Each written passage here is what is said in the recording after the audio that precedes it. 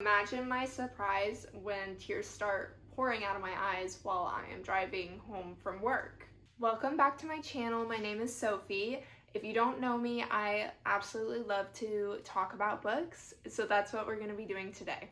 We're going to be going over all the books that I read in April and, everything I thought about them, what I gave them as a rating, and all my thoughts and feelings. There were some good ones and there were also some not so good ones, so we'll get into it and then go from there. I read a lot of romantasy, some romance, even some sci-fi, so we got some variety. Yes, I do know this is pretty late. It's just what I do best. I am a big procrastinator and I never get to things on time. But I'm trying to get better at it, so we'll see how things go. Hopefully I'll have next month's out a lot sooner than this one. Okay, and I'm going over these in literally no particular order at all. It's just from the books that are staring at me and what I pick up first. But I guess we're going to start out strong with Morningstar. This was my first 6-star read of the year. It was absolutely amazing from start to finish.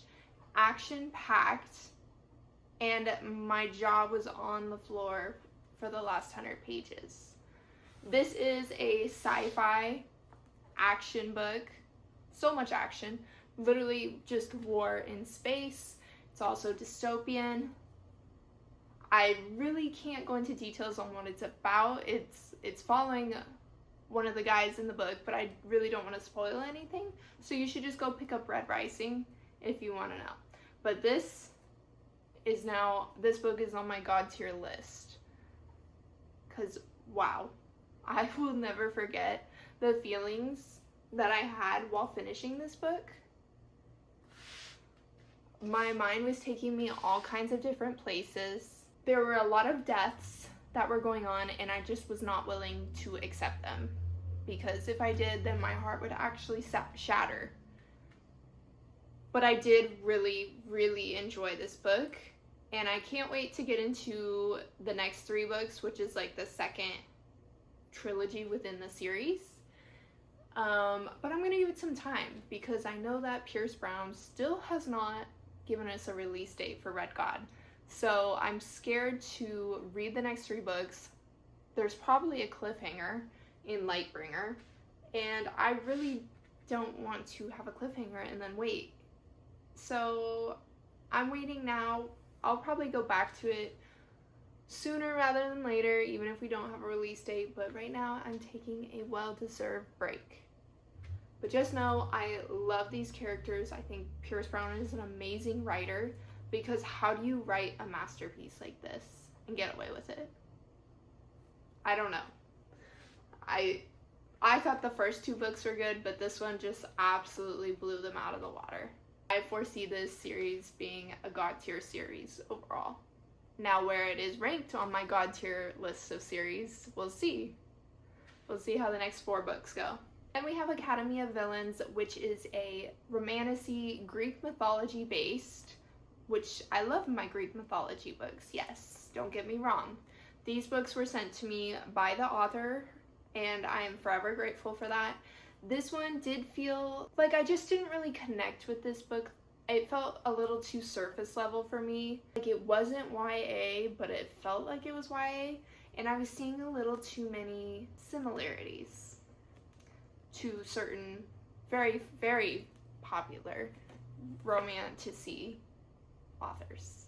It just made me feel like I had been there before, gone on this journey before. I mean, obviously there were still some original parts to it, but I just felt like I couldn't connect to the story very well. So I'm not sure if I'm going to continue the series or not. We'll see. I do know that this is an interconnected standalone fantasy series, and I've heard that the next book is better. But personally, I just couldn't envision this world very much. It is a little bit like Harry Potter, where they're going to a magic academy, but then, has the Greek mythology based characters. But don't let that deter you. You may still really like this. Then we have Unloved.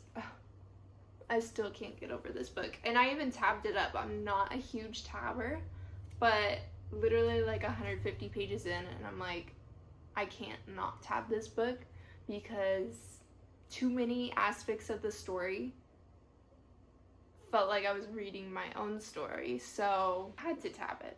This is a hockey romance between a girl is tutoring the hockey player because he's failing his classes and he needs to, you know, pass so he can play hockey and graduate. And of course she's had a crush on him for forever, and you know, he's, you know, the man whore that gets around with everyone and anyone. But he has ADHD. Here, let's read. He has ADHD, dyslexia, and dyscalculia. So he really struggles with his academics. But she's very understanding with him, and I just absolutely love how their friendship turns into a romance, and it was very beautiful to me. The struggles that they both go through, I felt very seen because I could relate to both of these characters so much in their struggles, in their past traumas and mental health issues, that really just leveled this book up so much for me. And she had honestly such a terrible boyfriend. Like, he was awful. So I'm so glad that he was out of the picture, but he was such a big part in this book. And it just made me feel so bad for her because she was just such a sweet girl and her boyfriend was literally so toxic. But their story was everything to me. I still think about this couple to this day. Freddie and Ro will have a special place in my heart. And I just want to say that I absolutely love this series. It's the second book in the Undone series. The first book is Unsteady. And then Undone was also released last month, which I still need to read. And I'm very excited for that because I've heard really great things. And then, you know, the fourth book as well. That's not released yet. I will say that this hockey series, like, you would think hockey series, like, surface level, not too many emotions. I feel like I'm able to connect with these characters a lot more than most hockey sports romances, and that's what really pulls me in. I love when I feel a deep emotional connection with a book and where I can see certain pieces of the characters in myself. That just really helps put me in their shoes and understand what they're going through. So this is a 5-star read. I honestly still can't stop thinking about it. The Poisoned Daughter. Now, let me just say that this one caught me off guard. I did not expect to love this book as much as I did, but I'm obsessed. I literally bought it because the indie cover was going to go out of print, and I love to collect indie covers. Like, I'd love to have those on my shelf because who doesn't? And when I read it, I was shocked. I was obsessed with this romantasy. This was the first romantasy in a while that really just, like, wowed me. I felt the depth in it. I felt like the story was refreshing, and it just pulled me in. And the spice and the romance, that was so good. The banter, don't even get me started. I was obsessed. There's honestly like a really unique magic system as well, because each person has like their own power, and there's like rankings of powers between like what kind of powers they might inherit based on the gods that they were blessed by. But the main female character has a poison kiss. So anyone she kisses dies from whatever poison she chooses. There's not really much I can say because, you know, within the first couple chapters, there's some surprises. And let's just say the guy that she meets is very scrumptious. I absolutely love him, and I loved them together. I absolutely love this book. I also gave this 5 stars. Now, I don't give everything 5 stars. I guess I just had a good month. So, just believe me on this one. I really enjoyed this. And another thing that should draw you to this is the fact that it's a fantasy standalone. which I feel like there's not enough fantasy standalones out there. I feel like there's so many unfinished series that I'm literally in the middle of. And it's stressful because it's like you finish what is currently out and then you have to wait like a year for the next book and then you forget everything. So then you have to reread it. And it does get tiring. But no, this one, I mean, it's like 600 pages. Yeah, 600 pages, but it's a standalone. So I think that's fine. I think you should just pick it up, give it a read, and you'll enjoy it. And it got traditionally published as well, so there should be an audiobook coming out shortly, and I'm excited to see how that sounds. This has one of my favorite things though. It has a arranged marriage and they try to kill each other on multiple occasions. What doesn't say enemies to lovers better than that? And the spice had me sweating. There was quite a bit of spice in this, but not too much to where like the plot wasn't plotting. Like it was the perfect amount and it was perfectly spaced out as well. And let me tell you, the twist at the end that I didn't see coming, yeah, that one had me staring at the wall and I'm like, no way that just happened. So beware. I read the third book in the Addicted series, which is following Lily and Lo. They're both addicts trying to recover, but you know, they struggle quite a bit. Their relationship started off very toxic, but they're working through things, they're trying to make the best of their situation. They are very rich and in the eyes of paparazzi, so it is very hard for them to keep anything to themselves because there's always eyes on them. There's so much drama. I honestly love these characters. I will say that Lily and Lo are not my favorite in the series. I do love both of her sisters and then their partners as well. I will say that Lily and Lo are probably my least favorite, but I'm here for the story. I still enjoy it even though they're not my favorite. I do think that they're written very well. It definitely represents how tough it can be to be an addict and how hard it can be to stay on that right path and not spiral into your addiction again, which, you know, they are not perfect people, that is for sure. So they come across many challenges that threaten, you know, the promises they're trying to make to stay away from what they're addicted to or trying to handle it in a healthy manner. But that leads me into the Calloway Sisters series, which I read Kiss the Sky and Hot House Flower. We'll go over Kiss the Sky first. I love this book. This is one of my new favorite contemporary romance books. I absolutely love Rose and Connor. They're definitely up there for a top couple, and Connor Cobalt, that is some good book boyfriend material right there. He's literally obsessed with Rose, and the way they go at it, and they're both very smart, like genius level smart basically, and it's so funny to see them banter and like get upset with each other because they'll do it in such a smart manner where they're just trying to be better than the other, like academically. They'll like start fighting in a different language, like they love to speak French to each other around other people and they just start fighting in French. It's just so funny. But I will say I was very surprised by them in the bedroom. Connor, I did not know you got down like that. And Rose, I did not expect that from you either. To say I was thoroughly surprised would be an understatement, but not in a bad way. I devoured this book. I absolutely loved it. This one, it's all of the characters from the whole series, but it's just from their point of view. They're on a reality TV show to help Rose's fashion line amidst all the drama that was aired about them.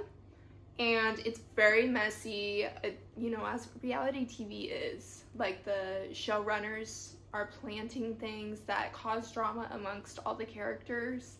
And, you know, they're just trying to stay true to themselves and get through this while staying in their relationships. But I love these characters. This is my favorite couple.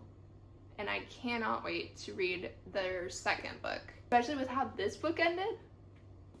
Crazy. Like, because then we'll go into Hot House Flower. This is about Daisy and Reich. And I love Daisy. Like, she's such a wild card. Like, she's literally just so free and does whatever she wants, but, you know, has been basically controlled by her mom, like, her whole life, to be a model, to be perfect, and, like, she would do anything her mom wants. Then Reich is Lo's older brother, so the age gap in this is crazy, but so good. He's this, like, gruff mountain man. He loves to rock climb without, like, the harness, so he's serious. Much different than Connor and Lo. Like, they're, like, rich, preppy kids. He did not grow up so much with that lifestyle, and honestly hates that lifestyle, but he loves his family. But this follows them while, you know, Daisy's trying to do her modeling and everything, and then more stuff happens, drama goes down, eventually they get together, and they have to keep it a secret because no one in the family is gonna approve because of the age gap. She is, I want to say 18 or 19 in this, like freshly 18 or 19. He's 25, but he's known her since she was like 15 or 16, so it's a bit of a taboo. But I love it. Honestly, it's one of my favorite age gap romances. And it was done so well. Like, the authors did a very good job at making this not, like, weird and predatory. And I really enjoyed it. And then the way this ended was crazy. I was literally sprinting to the next book because I'm like, so many things are going on. You think there's not more drama, but then somehow they create more drama. I pulled in, like, these are addicting books. Both of these were 5 stars. Addicted for now was 4 stars. Then we have Hemlock and Silver. This is my special edition from Owlcrate. Honestly, this is one of my favorites because I love how the edges are like this. I just think that's so cool. And I love me a cat. The fact that there's a cat on the cover is just perfect to me. But this book, I rated 4 stars. It is a Snow White retelling, but not in the sense of like a normal Snow White retelling. This one definitely has a different, unique plot. It's more so like a cozy fantasy, but it basically follows this healer who regularly drinks poison so that she knows how to come up with cures for that poison. And then she's recruited by the king to save his dying daughter, Snow, because he thinks she's being poisoned and they can't figure out what's going on. But basically it's definitely not how I thought it was going to go at all. Yes, there's a magical mirror, obviously. But it's just not what you think. Like, it's not the same as the regular Snow White story at all. And I thoroughly enjoyed this. I was surprised by some of the things that happened at the end, and would recommend you read it if you're looking for like a gothic romantasy, but it's also like it has dark aspects in it for sure. But it's also on the cozier side. Like, it wasn't too serious or anything. I finished it in a day, so it wasn't too long, and it's nice to, you know, finish a fantasy book in a day. We have Gifted and Talented. This is also a special edition from Owlcrate. I guess I just decided to read both my Owlcrate books that have been sitting on my shelves for forever last month. But this was a very different read. I've read Olivia Blake, I think is how you say her name. I've read her books before, and I did really like the last book I read by her, but this one, I gave it like 3 stars. She definitely has a different way of writing books. It's very complex, and there's lots of different aspects that she likes to add to her stories, and it's really about the complexity of the characters more than the plot itself. This book, I had trouble getting into, even all the way to the end. Like, I wanted to know how it ended, so I finished it. But I just felt super detached. I felt like there was a lot of unnecessary detail. And also this book was literally like 500 pages, and it definitely did not need to be. This is about 3 siblings that their very rich father dies, and they're trying to see who inherits the company and all of the things in his will. So it was a long time before we even like find out what was in his will, and it was diving into like each of the characters, how they are, and this also has like magical elements to it. Although I felt, which I really liked the magical elements that they added to each of the characters, like each of them kind of had their own thing going. But I will say that I don't think any of the magical, I don't know, elements or skills that these people had, like it didn't really add to the story at all. Like it didn't do anything to further the story. It just kind of like gave background on how they are, but it really didn't further the plot at all. So I felt like it was kind of unnecessary that it was there. I think if it had been used in a different way, it would have been really cool, but that's just my opinion. I do think that this was still a really good book, but it just wasn't the book for me.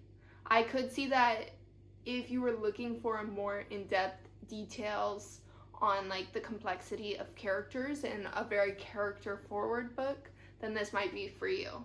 But it just wasn't for me. But I gave it a solid 3 because I'm like, I know it would be for some people and that some people would like it.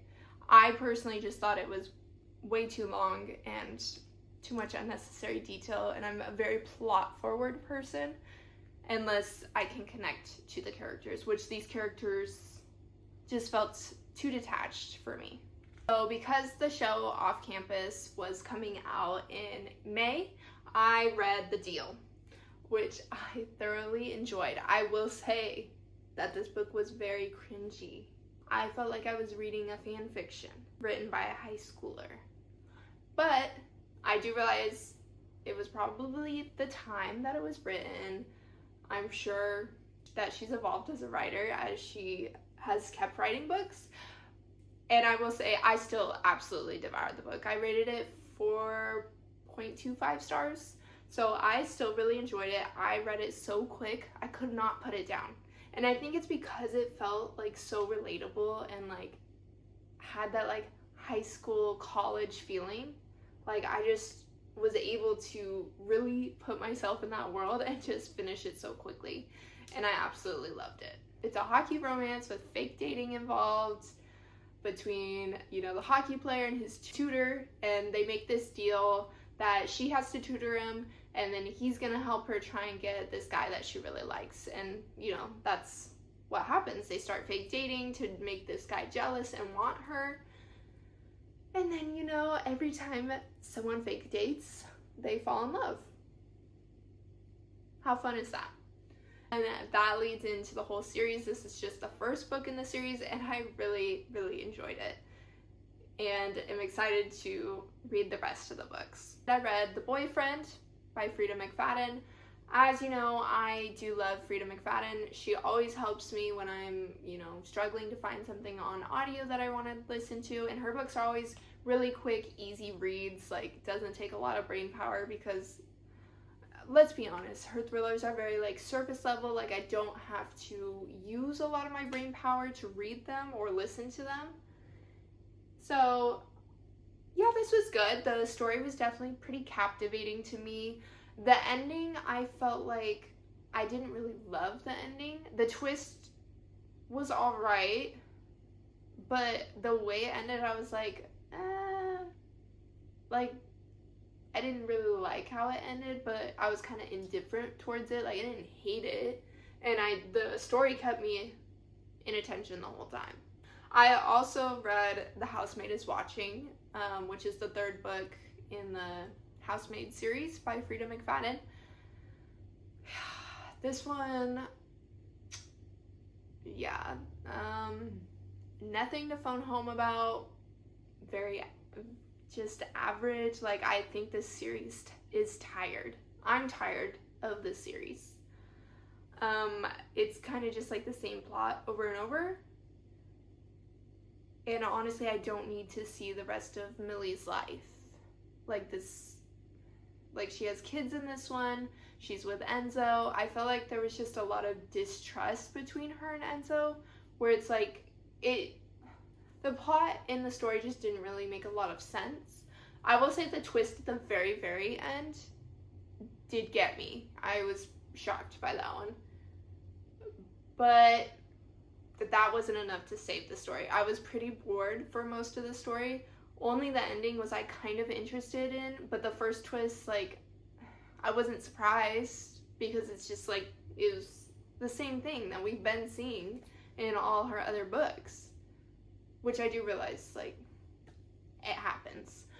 And the very last twist was pretty good, but at that point I just didn't really care about what was going on.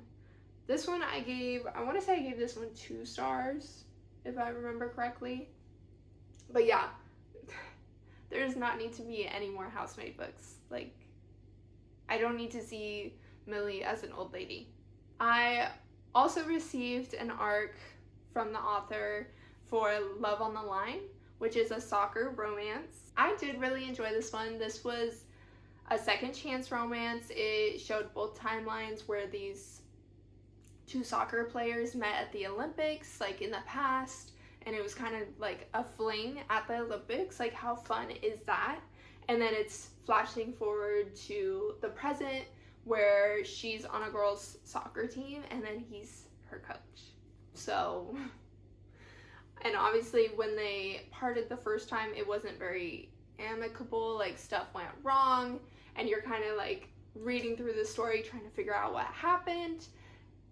And then also, like, the coach-student thing, like, that was very fun. I really enjoyed this one. The audiobook was good. I rated this one 4 stars. And I read Twisted Pawn.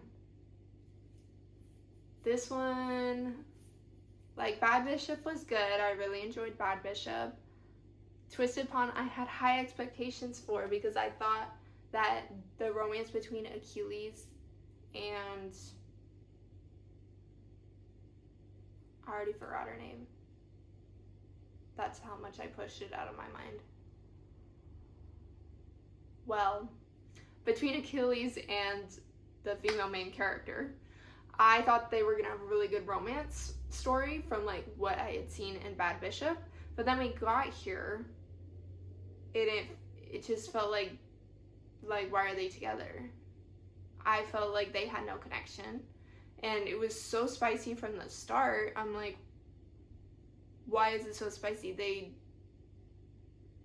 don't want to be with each other. I don't feel the connection. And for like most of it, she hated him. And then, honestly, I was just like so bored with the story. I thought that the like whole mafia aspect of the story, and like any times that we got bits of Tiernan and Leela, I thought that was better than with Achilles and Tierney. Okay, Tierney was her name. Yeah, I was honestly really disappointed with this one. There is a scene, like very much in the end, like the last 10% of the book, where, I mean, I didn't really care for it, or like care a lot about it, where I know like a lot of people were super put off by it.